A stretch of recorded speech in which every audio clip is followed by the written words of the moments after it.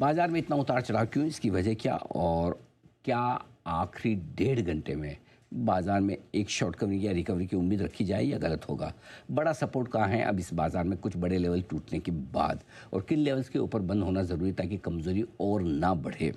और क्या घरेलू कंजम्पशन की थीम अब भी दमदार है, जहाँ पर निवेश के आपके लिए हो सकते हैं मौके? चलिए, तो सर आज के मूवमेंट को कैसा देखें? क्या ये प्योर वीकली जो मंथली एक्सपायरी है उसी के कारण दिखाई दे रहा है या क्या? दो तरीके से देखना चाहिए ना, एक तो मंथली एक्सपायरी, एक फंड का एक्शन, और दूसरा न्यूज़ फ्लो, 3 रादर।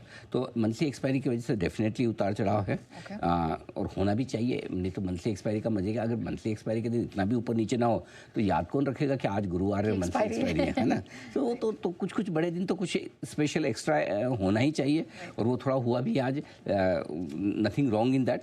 ये तो हुआ आपका मंथली एक्सपायरी वाला फैक्टर। दूसरा फैक्टर है फ्लोज का। एफआईज की बिकवाली लगातार है, और यही वजह से ऊपर टिक नहीं पा रहे हैं और बाजार कमज़ोर हो जाते हैं। लेकिन घरेलू फंड पे डटकर कर रहे हैं मुकाबला, और ऐसे में निचले स्तरों पर थोड़ी सपोर्ट, थोड़ी खरीदारी, थोड़ी रिकवरी वहाँ से आ भी जाती है। ये दूसरी चीज़ है। आज तेज़ गिरावट के बाद सुबह एक अच्छी शॉर्ट कवरिंग रैली आई भी। अब वो अलग बात है कि वो टिकती नहीं है, और हमेशा यही होता है कि कमज़ोरी वाले बाजार में जो पहली रिकवरी आती है, पहली रैली आती है, वो वापस से उसमें बिकवाली होती है, उछाल में बेचा ही जाता है, उसका टिकना मुश्किल होता है। आज भी वैसे ही हुआ कि कमज़ोर पहला उछाल हमेशा, वो कहते हैं कि first bounce will always be sold, वो हुआ ही है इसमें। तो ये दूसरी चीज़ है। और तीसरा जो कारण है, कुछ स्टेटमेंट्स स्कॉट बेसिन ने स्टेटमेंट दिए हैं, थोड़े वो हल्की कमज़ोरी रोकने वाले, एक तरह से आप कह सकते हैं। भारत सरकार की तरफ से अपने प्रयास, अपनी चीज़ें चल रही है। वो एक तरफ टैरिफ वाला ख़राब सेंटिमेंट है कि लग गया, अब इम्पैक्ट नज़र आ रहा है। दूसरी तरफ ये थोड़ी सी राहत वाले संकेत आ रहे हैं। तो दोनों तरह की चीज़ें हैं, और दोनों तरह की चीज़ों में जाहिर सी बात है कि ट्रेंड कमज़ोरी का है, फ्लोज नेगेटिव साइड पे है, इसलिए थोड़ा दबाव ज़्यादा है, ऊपर टिक नहीं पा रहे हैं। ओके सर, अब इतना ओवरसोल्ड हो चुके हैं, आखिरी घंटे में कुछ करिश्मा हो जाएगा कोई? अभी थोड़ी हुआ ओवरसोल्ड। आज ये पूरी सीरीज़, मैंने मेरी लाइफ में ऐसी सीरीज़ नहीं देखी आज तक मेरी लाइफ में, कि पूरी सीरीज़ में एफआईज की इंडेक्स फ्यूचर्स लॉन्ग पोजीशन सिर्फ 10-15% की रेंज। आज 14% पे हम है एफआईज इंडेक्स फ्यूचर्स में। वो 1 महीने का हाई है। पिछली बार जुलाई के महीने में दिखा था, सोचो उससे 28 जुलाई को था, उसके बाद 14.5% अभी पहुंचा है। इससे आप अंदाज़ा लगा सकते हो कि क्या गजब के हम ओवरसोल्ड मार्केट में ट्रेड कर रहे हैं। बट यही बात है, लंबे समय तक मार्केट ओवरबॉट रह सकता है, और जिसका व्यू अनकंफर्टेबल हो कि इतने महंगे वैल्यूएशन पे मैं नहीं ले सकता, वो रोज़ देख देख के खून जलाता है अपना कि मार्केट बढ़े जा रहा है, मेरे पास शेयर नहीं है।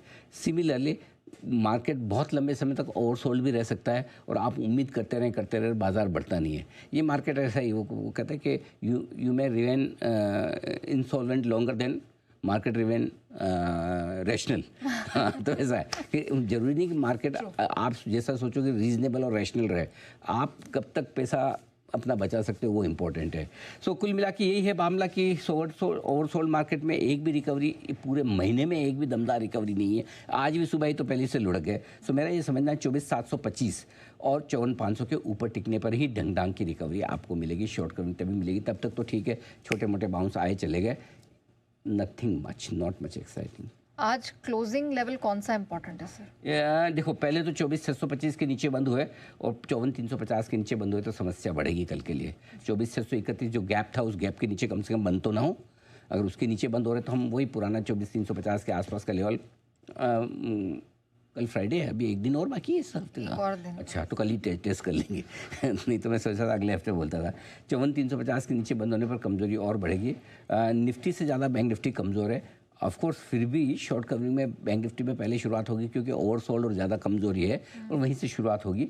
लेकिन 24,725 निफ्टी के लिए और 54,500 बैंक निफ्टी के लिए इसके ऊपर बंद होना ज़रूरी है। इसके ऊपर बंद होंगे तो ही थोड़ी रिलीफ राहत मिलेगी कि हम कल के हाई के ऊपर, कल की क्लोजिंग के ऊपर बंद हो रहे हैं तो थोड़ा सा बेहतर फील करेंगे। अदरवाइज अभी भी रिस्क तो है ही, खतरा तो है ही। और अब अगला सपोर्ट हमारा कहाँ है? 24,335, 24,465 ये अगला सपोर्ट रेंज है जो 8 अगस्त के लोज है वहाँ पर। बैंक निफ्टी तो 8 अगस्त के लो से 1000 पॉइंट नीचे है, फॉर योर काइंड इन्फॉर्मेशन। तो इसके तो सपोर्ट की बात ही मत करो, फिर भी मुझे बताना ज़रूरी है, आपने पूछा है तो। 53,500, 53,600 बैंक निफ्टी के लिए अगला सपोर्ट है।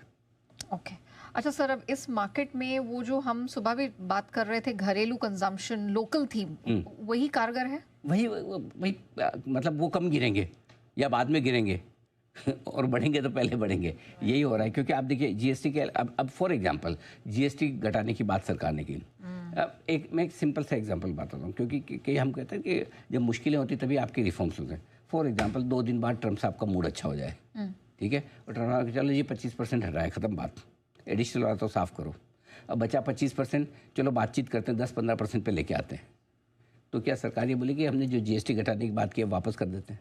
नहीं, आई डोंट थिंक सो। नहीं है ना, नॉट रोल बैक। एग्जैक्टली। तो इसलिए जीएसटी के ऐलानों से जिन थीम को फायदा होता है वो तो हो गई।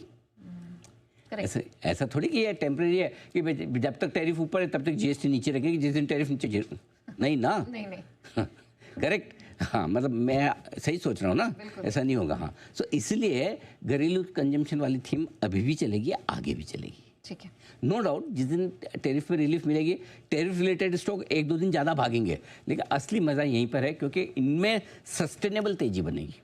ठीक है, लंबी तेजी बनेगी। और कौन कौन से होंगे ये? ऑटो, हाँ।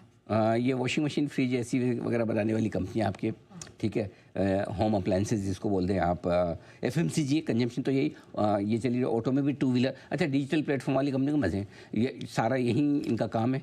जोमेटो, स्विगी से लेके ममा अर्थ, नायका वगैरह, आप देखो ये गिरते ही नहीं है। 10 रुपये गिरते हैं वापस बाइंग आ जाती है, 10 रुपये से मतलब 2-5% गिरते हैं वापस बाइंग आ जाती है। तो यही थीम सबसे बढ़िया है, एकदम फर्स्ट क्लास। ऑलराइट, चलिए, तो ये तो आपने ब्रॉडर ट्रेड सेटअप समझ लिया, अब वक्त है स्टॉक इन एक्शन का।